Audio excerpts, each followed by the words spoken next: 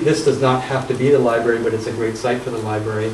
My conversations with TELUS were that in 5 years or so, they would be willing to look at this land as long as they could ensure that their switchgear was properly incorporated somewhere near this intersection, potentially in a new building. That's something they've done before, where their switchgear is actually inhabited a part of a building like this. So that enables this land to become more usable and more friendly for island uses. So again, the development, zeroing in on those development sites, zeroing in on, this is where that buses are currently stored, and I talked about the commercial building. There's a potential here for a very large office structure up to 120,000 square feet with underground parking. Doesn't have to be that, but it's something we should set aside for that type of tenancy. Similarly, on Lot 1, I mentioned that there was a reserve for a large commercial tenant. This is a 60,000 square foot footprint. It doesn't mean that there's a 60,000 foot building there, it just means that that possibility exists. If it were 2 stories, there's an opportunity for 120,000 square feet of commercial space there as well. And these gray dots are basically, as I described before, mixed-use buildings with the potential for commercial at grade. We've gone through both the civic facilities study and this, we've begun to actually parcel some of this land. We're not surveyors, we're just giving an indication of what that could be, and that is being taken into the surplus lands working group. This one in particular is the outline of the proposed civic site next to the school. The green space that's being protected, creeks entering the cove and waterways, we're proposing to have further regulation if possible to protect and enhance those through time. In addition to that, this is that park that I was describing. This totals almost 6 acres. There are new park spaces here, and this is the enhanced and protected heron nesting site. This is that upper part. The heron nesting sites move, as we all know, but this one here has been identified as one of the key ones and one that we plan carefully around. So here's looking at that in detail. We're proposing an actual fenced area around there as an ultimate protection. This shows the stepping of the buildings that I mentioned in the lower cove. This very thin building here is proposed to have on its rooftop an observation area. This is something that the Conservation Society thought was actually encouraged us to do, to have, if we're going to protect this area, we might as well have the ability for people to be educated about it and understand it. So the buildings actually integrate into that. Here you can see the green pavers on the road system. Where you have sharp corners, that's not a practical finish, so that's why they're not there. There's drop-off for ferry drop-off located here, and further into the cove as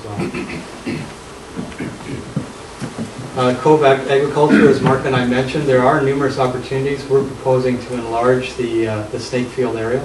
If you do that, you'll actually get enough sunlight into it to be a viable community garden.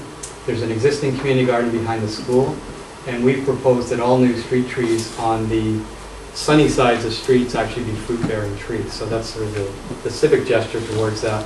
There's a lot more opportunity for individual plots of land to have food production as well. This is becoming a very common thing in the city of Vancouver.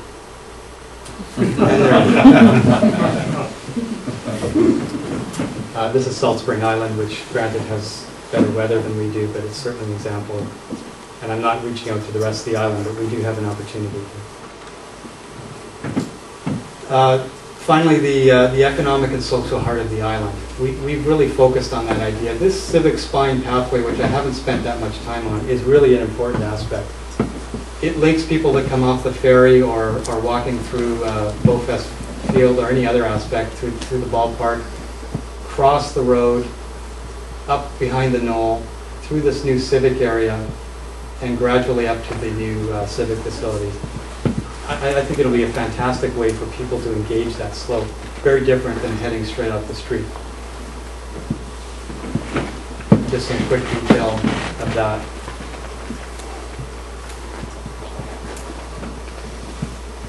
And that's where the civic spine, basically, you can see it in light blue there, finds its termination and then into the trail system through the park.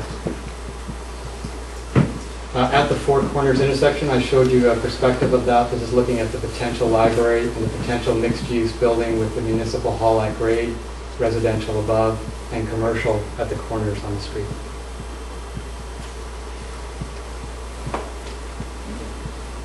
This, I promised a view from the ferry of what this might look like. This is what we're proposing for the marina parking lot. Simply scaled buildings of 2 stories in keeping with the architecture of that area. And we've actually put all the buildings in this rendering that we're proposing in here, starting at 1 up to 4 stories. And you can see that these are the trees that I was mentioning before that would be retained in this scheme. So anything that's tucked away behind here, you're not going to see at all from that vantage point. This is what the Cove could look like in 20 years with 2,000 people. This is important to me. It doesn't look much different than it does today. So finally, just running through a summary of the statistics and some of the findings we had. This is, there's a couple of slides here.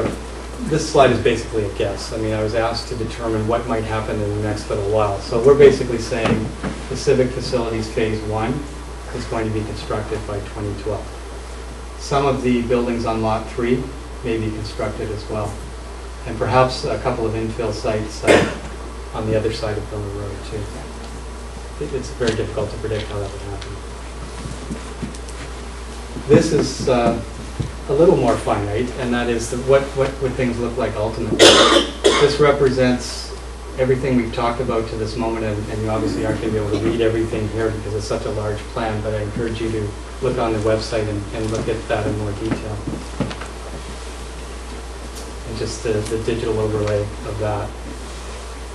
How might this be phased? So I showed you the 2012 diagram. We're suggesting that Lot 3 and portions of Miller Road are part of an initial phase, perhaps some enhancements of Government Road or the ferry marshalling phase 1, something like that. Later phases might involve parts of Lot 1 and further back on Lot 2. So Fritz again has brought this up many times, so I thought I'd put it on a slide, Fritz, and then it's actually another great idea from Fritz, which is something that's often done in planning circles, but I know that Michael's already incorporated this into some of his Lot 1 statistics, which we can get into more detail about if you'd like in questions.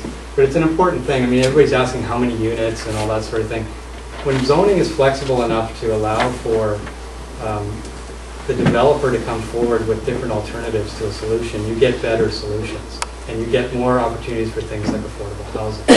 So there's a way to do this that, in a sense, starting anew, we have an opportunity to create and do right.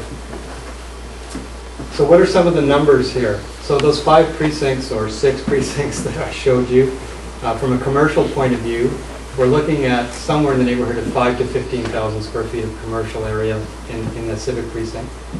The Upper Cove, including that triangle of Lot 1, could see an additional 60,000 to 85,000 square feet. That does not include that footprint that I left for the commercial area, which could be an additional 120,000 square feet. It's essentially a reserved piece of land that allows us to have some flexibility through time and keep that flexibility in the Cove. The Hilltop Residential, I'm not proposing Wolfgang to wipe out your buildings. What I'm saying is at the bottom there, there's the 120,000 square feet on the old, the bus, where the bus is currently parked, and the parking lot. And the village center precinct, which is essentially the core of the Cove, we're looking at an additional 65,000 over time. I'm going to give unit counts anyway, just because I did add them up, so I'm sure everybody's interested in that. Let's keep in mind that we started this process looking at greenhouse gas emissions per person on the island. And through Esteban's work, we came up with a number of roughly 2,000 residents in the Cove. And I know this is contrary to a lot of people's thinking. Adding people reduces greenhouse gases and is more sustainable. That's a fact. That is especially true on Bowen Island. It's something that will actually help that statistic in a great way. So that's where we started, and we again tried to make that happen in a way that was very sensitive to the landscape, and this is what we came up with. The civic precinct